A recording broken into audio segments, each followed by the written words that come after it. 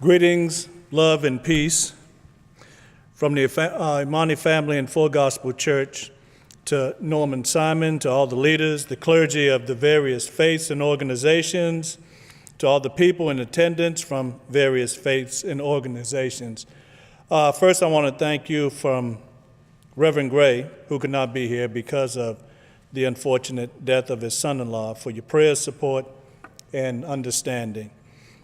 But it is my honor to speak here to the Canadians for Coexistence on behalf of Imani family and Full Gospel Church.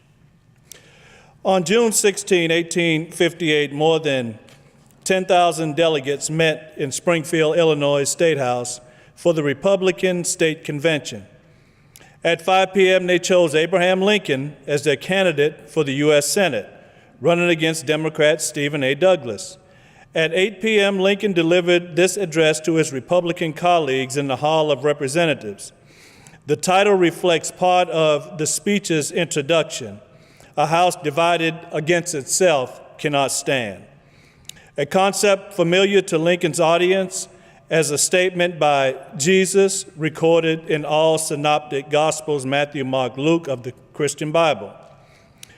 Even Lincoln's friends regarded the speech as too radical for the occasion.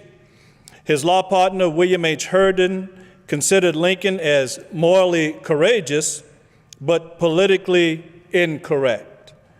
The morally courageous are still being condemned for not being politically correct even to this day.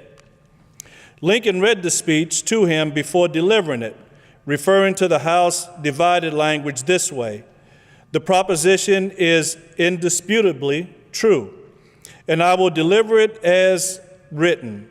I want to use some universally known figure, expressed in simple language as universally known, that it may strike home to the minds of men in order to rouse them to the perils of time. Times have not changed much."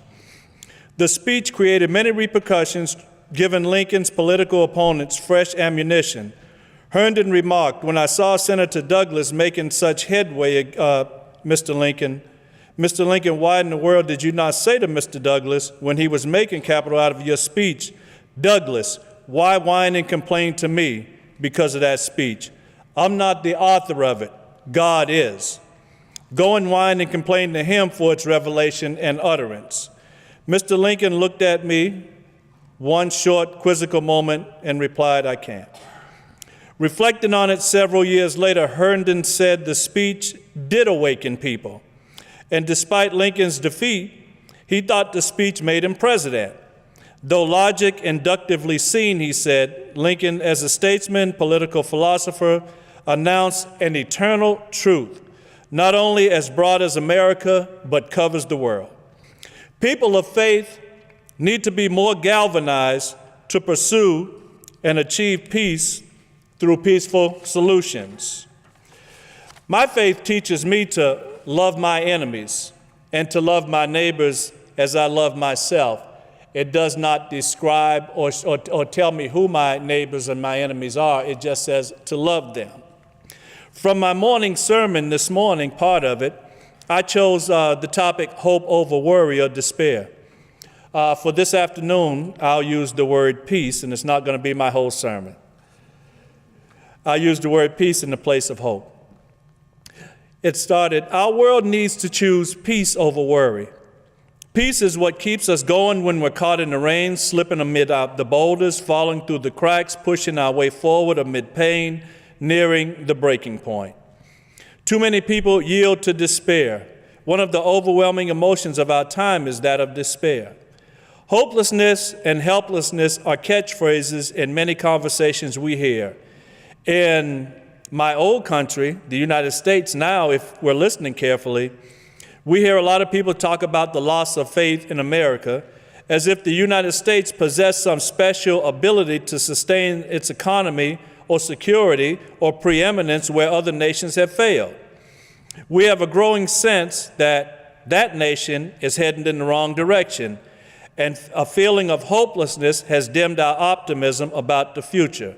There is a sagging spirit among the people of the United States. And before we put all the blame on the U.S., we also need to recognize how Canada, Quebec, and Montreal are not that faith-friendly either, especially in the governments. I was just reading the email that my brother sent me concerning the taxing of churches here in Montreal, how they want to tax every space that's not considered a worship space. And they're driving a lot of churches into bankruptcy because they're not able to do anything about paying the taxes. I heard the word tolerant mentioned before, and we, the people of faith, are called to be tolerant. But the world's tolerance leads to despair. The world's tolerance believes in nothing. The world's tolerance cares for nothing. The world's tolerance seeks to know nothing. The world's tolerance interferes with nothing, enjoys nothing, hates nothing, finds purpose in nothing, lives for nothing, remains alive only because there is nothing for which it will die for. Perhaps the true source of despair and hopelessness among people today is simply the recognition that life isn't what it ought to be, and that some of the things that promise us satisfaction, or that we thought promised us satisfaction and joy, had not delivered on its promises. The result has become a kind of uneasiness among us, a hopelessness and a feeling of being helpless. You hear people say, "What's the use and what can we do?" One thing I can tell you for certain is that you can't live very long without peace. Peace is the very essence of life. It is the very core of who we are and our existence as people. It's what keeps us going when we're crawling forward through the muddy pastures of life. Every nation divided against itself is brought to desolation. Every city or house divided against itself will not stand. We need to make sure that the house of faith and the people of faith is not divided in order to pursue and achieve peace. To pursue and achieve peace, we have to have what our faith calls the peace of God that passes all understanding. I am in a particular blessed place, being a part of Imani family and Full Gospel Church. I am particularly blessed to have Reverend Darrell Gray as my brother. A lot of times people come to our church out of curiosity because of the things that they've heard about Reverend Gray. But when they get there, they come to find that the church is more than Reverend Darrell Gray. The church itself is Imani Family and Full Gospel Church, and it makes up the people of our church, the people of God. And we've always been a very inclusive church. We've never closed our doors to anybody, regardless of race, religion, creed, or national origin. We are in a very unique situation that a lot of times we take the lead when it comes to the galvanization of the faith community, especially here in Montreal. We never shy away from it, and I pray to God that we never do. A house divided amongst itself in the context of the smaller bodies of the church, it begins in the churches. It begins in the synagogue. It begins with people of faith, not giving in to the world, what the world calls us being tolerant.